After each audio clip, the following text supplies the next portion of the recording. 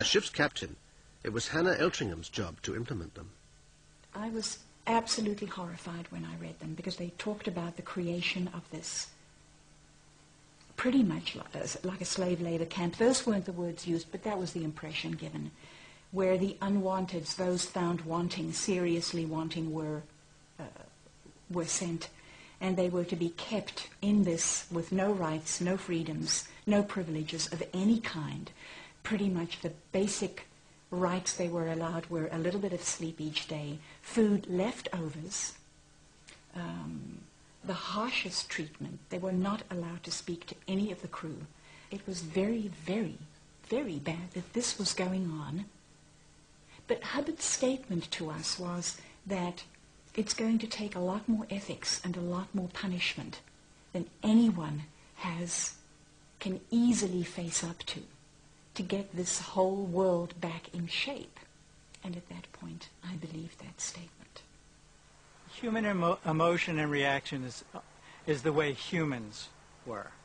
And he didn't especially regard humans very highly. He liked the idea of the doll bodies that were in other civilizations. Doll bodies didn't have human emotions and reactions. They were, I guess, like Spock, you know, just very analytical. You just get the job done. No emotions there. Love is not a sentiment that's known or cared for. So, and that's, to me, the tragedy, because he put that, I feel, into the organization, and into the way of being in the organization.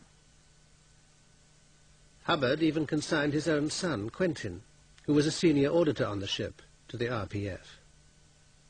Quentin really was a real sweet kid. He was a real nice guy and very soft-spoken, and it was very difficult for him being Hubbard's son and being put on in this very high position, and I don't think he was that interested in it. He just wanted to be a pilot, and also the fact that he was gay, and that's a very tough thing in Scientology, to be gay, because especially that kid, to be Hubbard's son and to be this top technical person and be gay, that would be a horrible thing to be wrestling with and suppressing all the time. Quentin was sent to the RPF after he committed the sin of trying to commit suicide. 2 years later, he succeeded. Hubbard saw it as a betrayal because everything was referenced around him. The world was doing everything to him. This technology that was supposed to work didn't even work on the senior person of all technology, you know, Hubbard and his son.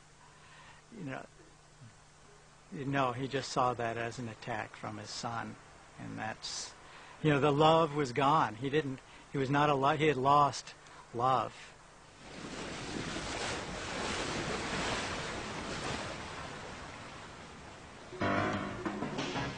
In 1975, Hubbard decided it was time to come ashore. He sent scouts to look for a suitable land base.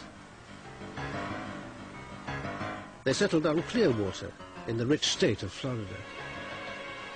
He stated coming ashore would be profitable because we could get so many more people to the Flag Land Base, as it was to be called, for auditing and training. And he also wanted to concentrate on getting professionals to the land base because, of course, they had more accessible money. They had pension funds, they had children's education funds, and some of these he named that were accessible. Hubbard knew Scientology would be unwelcome, so he devised a top-secret battle plan. He called it Operation Goldmine. Using a cover name, the United Churches of Florida, Hubbard issued secret orders to take over the town. These orders, in effect, very clearly stated, move into this area, find out who your friends are, develop them, find out who your enemies are, destroy them, and then move into every possible area of community life, business, social, religious, education. The plan worked. Clearwater is a Scientology bastion. Scientology owns many prime sites. Big-name Scientologists like Lisa Marie Presley have moved in. You could get all the big high rollers, you get the people with the dollars, and you can make a fortune. And I believe the income for a week, this is like in 1970, 78, 79 was somewhere as at $500,000 a week. I mean, that's where the big bucks started to be made, when you could do that. With the money rolling in, Hubbard moved to California, where he'd play his last great role. His ambition was to film sci-fi blockbusters based on his books, but he ended up making Scientology training films. The movie mogul, Cecil B. DeMille. You know, it was like he was. He tried to be bigger than life, but he just wasn't. So he would make these extravagant sets. They were ludicrous. They were not big productions. They were just silliness. They were an egomaniac. He tried to be flustery and big and powerful, but if you looked, just stepped and observed, you could see that he had fear about everything. And finally, the fear came down to dust particles, little teeny dust particles. He had phobias about dust. He had phobias about smells. He had phobias about sounds. So he would hear sounds that weren't there. He would scream at the sound technician. And he would see things that weren't there, and he would scream at the people who were framing the shot. And he would smell smells that weren't there, and he'd have people rinse his clothing some 13 or 15 or however many times. In 1977, while Hubbard was away making movies, the FBI caught up with the Snow White operation and raided Scientology headquarters in Los Angeles and Washington. Hubbard's wife, Mary Sue, and 8 other Scientology executives were convicted and sentenced for conspiracy and stealing government documents. Hubbard disappeared, never to be seen publicly again. After living in a succession of hiding places, he ended up on this secluded ranch in the California hills.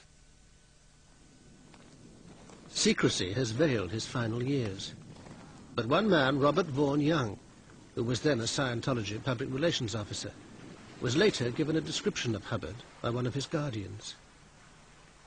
This, and evidence from Hubbard's autopsy report, paint a sad picture. He had grown a beard, he had grown his long hair. The nails were long, very much in the same problem as they found out with Howard Hughes, unkempt nails.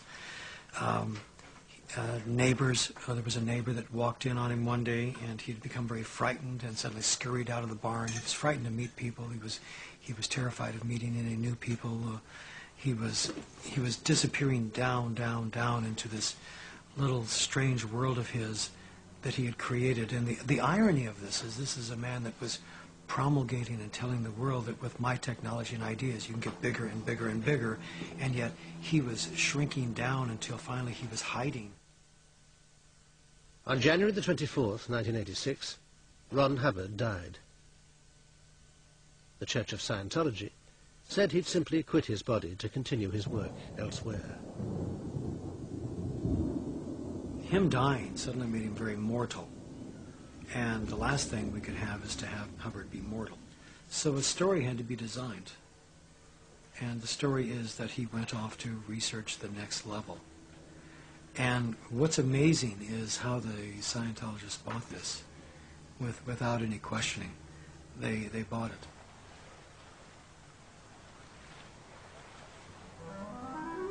Today, the L. Ron Hubbard image is carefully protected by the Church of Scientology.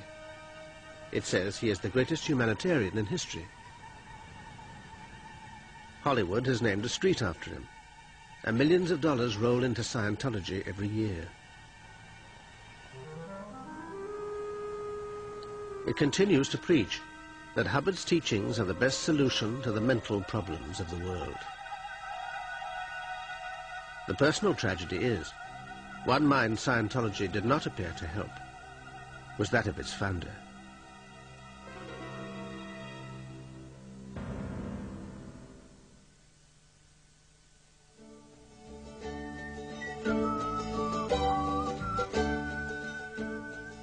Secret Lives next Wednesday at 9 profiles the holiday camp king Billy Butlin. Our film next tonight on 4 is Caddyshack.